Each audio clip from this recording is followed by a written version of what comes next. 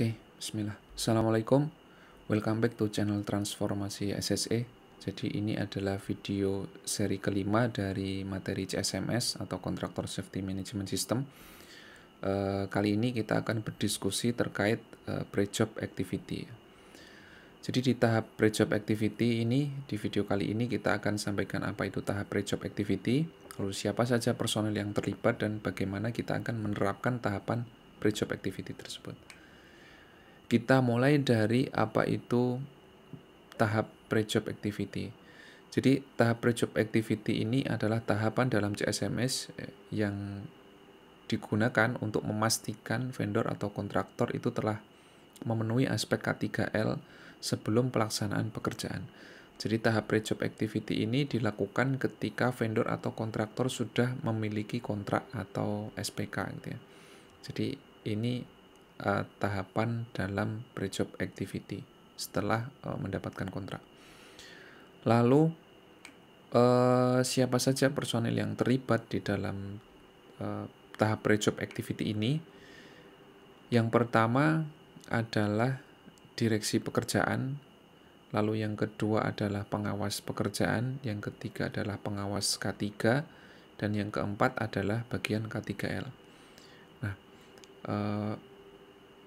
keempat personil ini yang terlibat ini juga akan sama dengan tahapan implementasi CSMS yang lainnya. Jadi jika di fase pertama, fase CSMS yang pertama adalah risk assessment, prakualifikasi, dan selection.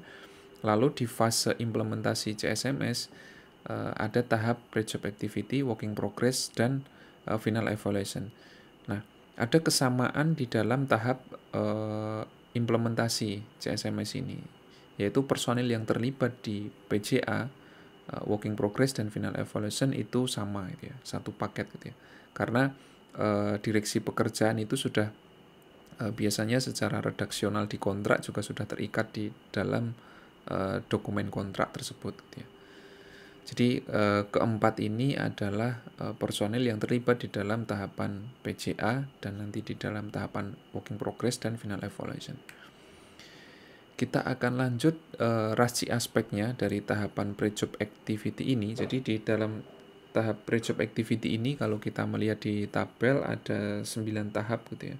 Mulai dari perencanaan awal atau kick-off meeting, lalu pelaksanaan kick-off meeting, lalu pemaparan, rencana mobilisasi atau HSE plan, lalu evaluasi HSE plan, lalu menyusun notulen kick-off meeting, pelaksanaan safety induction, pengurusan working permit, pelaksanaan mobilisasi, dan yang terakhir adalah penilaian pre-job activity. Nah, dari rasi aspek ini kita juga bisa melihat siapa saja personel yang responsible atau harus bertanggung jawab untuk setiap tahapan-tahapan yang ada di dalam tahap pre-job activity ini. Kita akan lanjut terkait metode pre-job activity atau bagaimana kita akan melakukan tahapan pre-job activity ini. Jadi di tahap pre-job activity ini kalau kita sederhanakan ya, ada 5 poin yang penting gitu ya. Yang pertama adalah kick-off meeting. Jadi di dalam tahapan kick-off meeting ini akan bersamaan dengan penilaian HSE plan dan KPI K3 kontraktor dan penentuan KPI K3 kontraktor gitu ya. Jadi tiga tahapan ini dilakukan bersamaan di dalam kick-off meeting gitu ya. Jadi HSE plan nanti akan dilakukan penilaian gitu ya, akan dicek, setiap kriterianya akan dicek. Jika dia lolos maka dia akan bisa lanjut untuk penentuan KPI atau untuk melanjut kepada tahap mobilisasi. Selanjutnya yang kedua adalah mobilisasi dan penilaian PJA. Jadi mobilisasi ini jika pekerjaan sudah dimulai dan dimobilisasi secara personil dan peralatan kerja yang diperlukan ke lapangan, itu di tahap itu setelah dilakukan tahap mobilisasi itu baru dilakukan penilaian PJA atau pre-job activity tersebut. Nah, di dalam formulir pre-job activity ini ada 3 formulir ya. Jadi pre-job activity ini merupakan tahapan yang paling banyak formulirnya yang harus diisi. Jadi ada tiga form yang harus diisi. Yang pertama adalah form penilaian HSE Plan.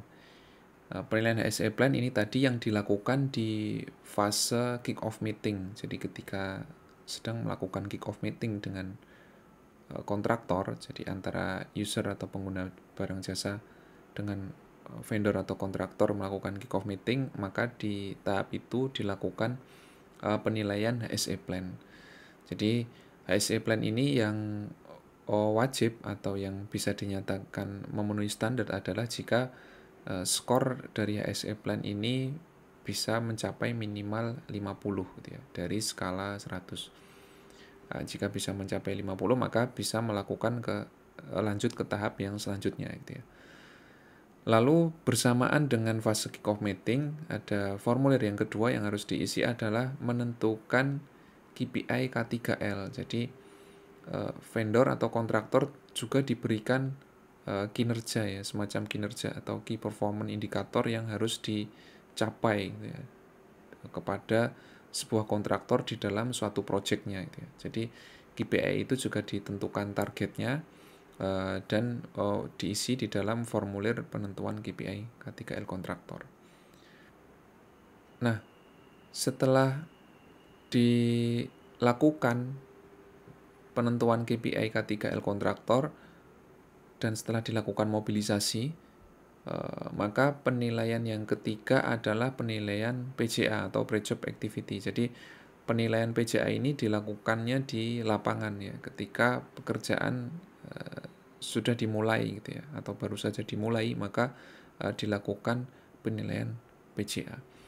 Nah, untuk detail dari bagaimana melakukan penilaian HSE Plan, bagaimana detail dari menentukan KPI K3L, dan bagaimana detail kita agar bisa melakukan penilaian di tahap pre-job activity ini dengan ketiga formulir ini, insya Allah akan kita lanjutkan. Kita akan buat satu video khusus ya yang lebih detail terkait bagaimana mengisi tiga formulir ini gitu ya. Bisa dicek di kolom deskripsi nanti. Kita akan lanjut ke pertanyaan-pertanyaan yang beberapa kali masuk ditanyakan. Yang pertama, apakah semua kontraktor PLN termasuk yang melakukan pekerjaan risiko rendah wajib dilakukan pre-job activity? Oke, jadi menurut tabel di dalam SPLN, untuk pekerjaan dengan tingkat risiko rendah tidak dilakukan pre-job activity. Terus pertanyaan yang kedua, bagaimana jika HSE Plan yang disusun oleh kontraktor belum memenuhi nilai minimum? Jadi tadi nilai minimumnya adalah 50 gitu ya. Bagaimana ketika melakukan kick-off meeting dan skor HSE Plan-nya ternyata belum mencapai 50 atau belum mencapai standarnya gitu ya. Tentu saja pekerjaan tidak bisa dilanjut ya. Pekerjaan terutama untuk fase mobilisasi belum bisa dilanjutkan sampai HSE Plan yang disusun ini sudah ditindaklanjuti. Jadi HSE Plan ini, untuk diketahui, HSE Plan ini hanya suatu produk administratif ya. Jadi hal-hal yang sifatnya administratif. Nah, tentu saja untuk memenuhi hal-hal yang sifatnya administratif tidak sesulit hal-hal yang sifatnya implementasi atau praktek di lapangan langsung. Nah, tentu saja nanti di kick-off meeting akan disepakati juga jika ternyata skornya belum mencapai, kira-kira berapa hari akan bisa diselesaikan dan akan dilakukan pengecekan ulang untuk menilai HSE Plan-nya gitu ya. Intinya skor minimum adalah 50. Nah, jika vendor atau kontraktor sudah mencapai di atas 50, maka bisa melakukan tahap selanjutnya ya, mobilisasi sampai dengan penilaian pre-job activity gitu ya.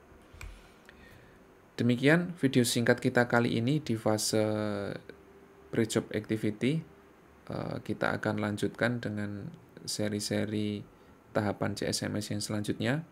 Jika merasa video ini bermanfaat, boleh klik like dan subscribe. Dan jika masih ada yang ingin didiskusikan, kita bisa diskusi di kolom komentar di bawah ya.